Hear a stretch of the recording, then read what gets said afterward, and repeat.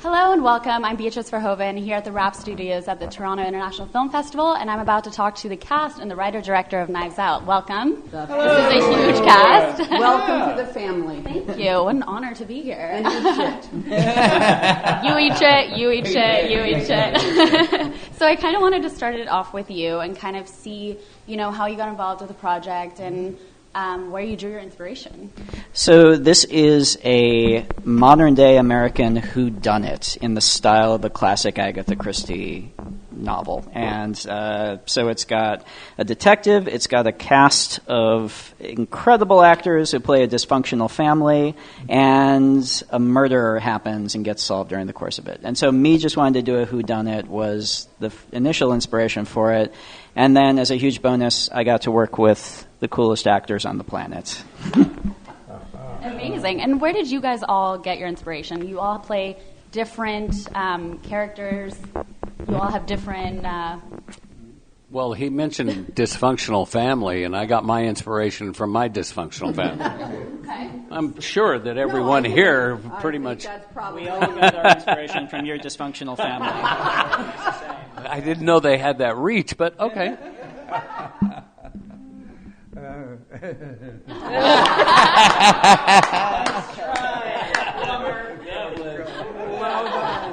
well played, sir. We're going to need your input. Oh, yes. So, the only input to me is my friend here to my right, of course, and Ryan, whose style of writing is so extraordinary and different and original, and that's what was such a joy to play.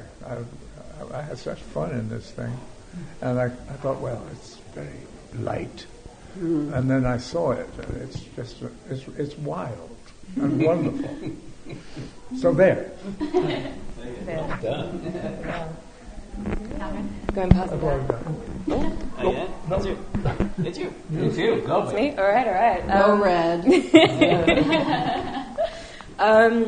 Gosh, I mean, I think, again, like you said it so beautifully, like, Ryan, you did such an amazing job not only of writing this, but directing it. And I think what was so amazing was we shot, I think, a lot of this family scenes, or the majority of the family scenes, in this big house just out of Boston. It was 400 years old, and we ended up spending, like, a lot of time, on set and, like, doing those scenes together, but then in between those scenes, we were kind of in this basement, in this green room, and I think we got...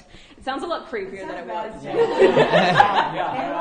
They kept us in a basement, locked in a basement. It was a very nice basement, guys. Heated. Heated. They gave us water sometimes. If you're good. Yeah. Yeah. No, but I think that was we got to kind of spend a lot of time together, and that was really great. And then when we did the scenes, it just progressively felt more and more natural and more like, not to be cliche, but family. And yeah, it was such a pleasure. Yeah, well said. I mean, luckily I don't know anyone in my family as vile as the character I play, but I think we all understand that family, for that level of familiarity when you're in a big group of people you know in your whole life, it kind of breeds contempt. And I think we can all draw from that. We all know what it's like to kind of start nipping at the people you know the best, and it was really fun to kind of play with this group of actors. Like Catherine said, we had so many scenes that were so... tightly woven together, it's kind of easy to pull on the things you know from and let your own experiences come out. Oh my! I feel like we're on the dating game. I was the favorite child, so everyone hated me in our family, and so it was easy for me because it's really easy to be the person who everyone hates because you're the favorite, and so I had very little work to do because I just had to be Christopher's favorite child, and then the rest of the movie took its shape.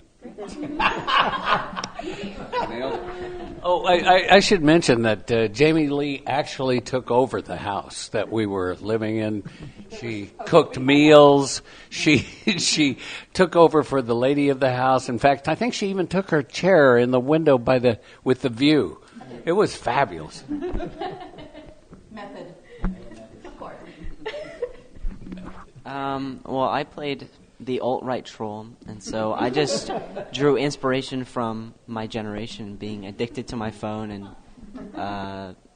not being very pleasant to be around. But he is very pleasant to be around, FYI. Now he is. I mean, all of the characters are somewhat deplorable and desperate, right? But there's nothing more inspiring than this brilliant script. So it's funny that you asked Ryan how he got involved, because he just engaged with his own mind and created this incredible slew of weirdos who were thrown together in the most intense, hilarious, confronting situation, and they're unable to leave. And, when the pressure's on, a lot of crap and hilarity comes out of it. It was so much fun. It really was. The knives come out. There you go. Thank you, sir. What do I do without your words? Is there one scene you guys remember that was like the most fun to do, or one that was completely chaotic with so many people in the basement? The movie. I remember them all. My favorite was Eat Shit. Yeah. That was particularly spicy. That scene was fun also because you guys were all together. There were a couple scenes that were all of this crew all in one room. Also talking over each other and improvising, and it was so great to have that freedom. That was my favorite. Letting these guys run and just seeing them go, it was a lot of fun, yeah. I feel a little weird because we're missing many. This isn't, by the way, It. I know Where it's... are they? Oh, It. He paid me. But the stew is even richer because we have people that are not here, Anna and Daniel and Lakeith. So it's even a more motley crew, and so that scene in particular. They bring the motley. Right, and that scene that we're talking about is actually, I think, the only scene in the movie where all of us, every character, is in one room. And it's in that scene where Chris basically gave the movie a meme. It's true.